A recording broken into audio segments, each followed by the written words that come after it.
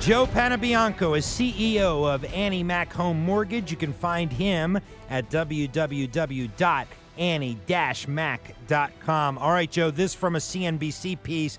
Banking analyst Dick Bove saying, quote, a toxic brew is bubbling in the housing market that will lead to a mortgage crisis by winter. Do you agree?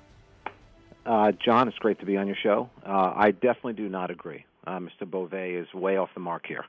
To begin with, he's talking about agency reform to Fannie and Freddie. You've got a better chance of striking oil in your own backyard than seeing reform of any meaningful amount anytime soon.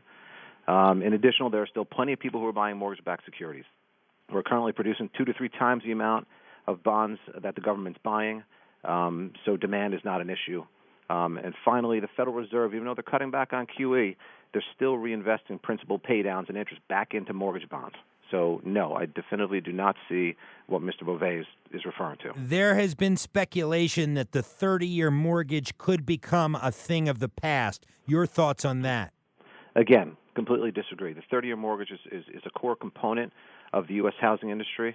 If you cut it out, it's not only going to make housing more difficult, but it's also probably going to target the lower income strata of the economy, and that's not something that people want to do right now. Congress, it appears at least, you might disagree with this, but is unwinding Fannie Mae and Freddie Mac. Is that bad for the consumer? If they were actually going to unwind it, it would be bad.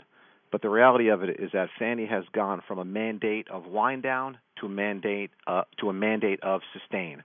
And in government, it may sound like a subtle difference, but in government terms, it speaks volumes. Basically, Fannie and Freddie, they're delivering hundreds of $millions of receipts to the U.S. government. And there is no real, there's a non-existent private label market out there.